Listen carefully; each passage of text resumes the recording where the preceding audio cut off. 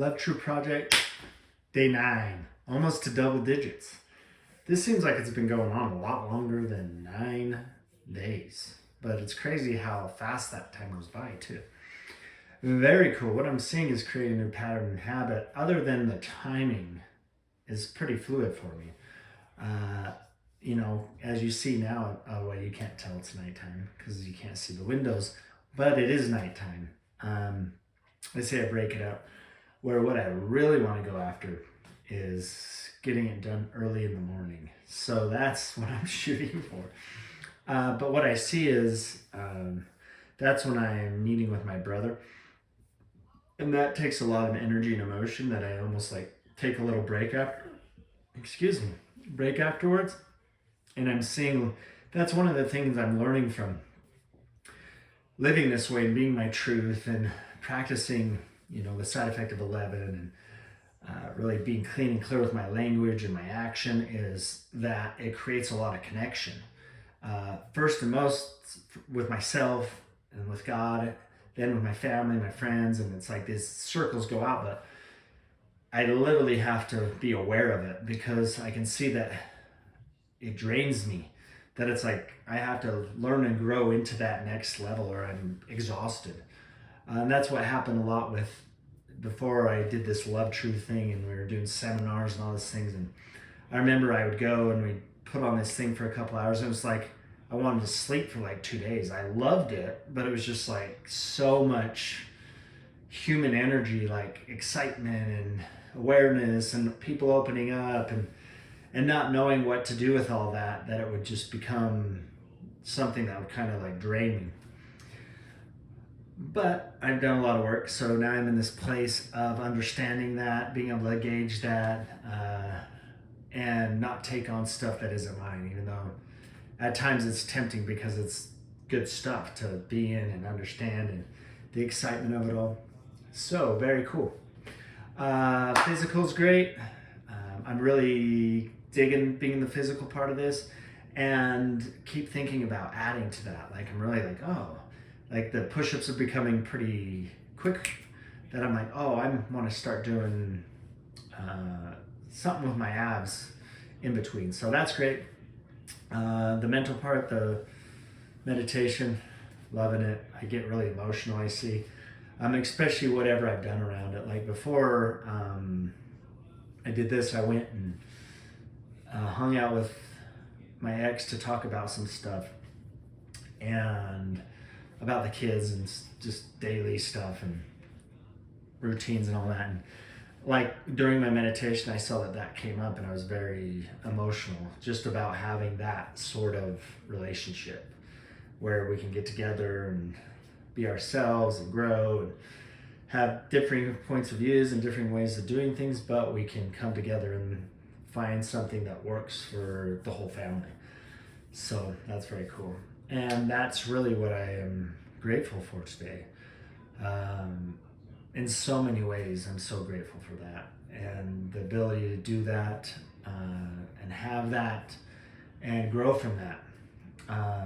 Because God knows that was a relationship that I did in the old construct, in the old patterning, in the old lie and manipulation, thinking I was being and real, but I was full of shit.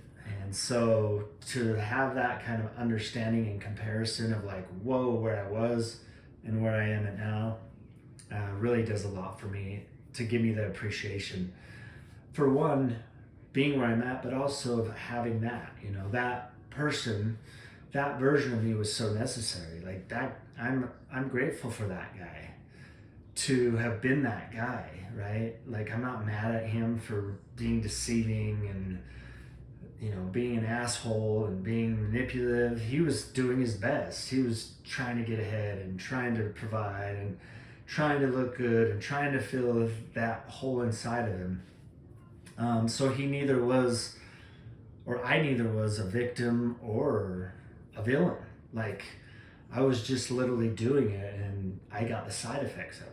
I got the side effects of a lot of ugly situations, but were so necessary for me to see who I am now, to grow in to who I am, to who I truly am. I needed to like play the character to the fullest, like have the whole show, like, and put all the pieces in and all the drama and all the uh, fucking plot scenario. And I see that because of that, I could see what was not real, what wasn't true by thinking it was. And then finally surrendering to it because I got to a place where I was simply escaping and distracting the whole time, you know, just with whatever, you know, to entertain myself. I was partying or fantasizing, thinking that was it. Like, that's how you lived life, right? You were in the grind and you're full of shit and you're making it all up, pretending that you had it all together. And then when you couldn't do that any longer, you went and escaped. And I see that that's a blessing to have experienced that. And there's still at times where I'm like, okay, I'm gonna escape, right? I just realized I'm gonna distract. I'm gonna get on YouTube and watch some random video. There's no wrongness in that. And I really learned that along the way. It's just, what does it give you? What are the results? What is the side effect to living that way? In living that way and not understanding the truth and not embracing the truth because it was hard or uncomfortable or, you know, revealed something and made me afraid or terrified. I hit all that in before, where I finally got to a breaking point where I was like, I gotta just be it. Like, I'm full of shit. Like, my life's full of shit. And I can have all the money and the pretty picture, but I'm miserable. The people around me are miserable. And I know it's because of the actions I'm taking. And that's really a big part of when I chose in, without getting deep into the story of how I ended up changing, how I ended up choosing in to what most people think is a waste of time, right? It's scary and going to lead down a road of more problems. It actually creates the solution. But we'll get into that at some point, I'm sure. I see how this is evolving. I'm like, oh, I have this strategy to go here, here, here, and here.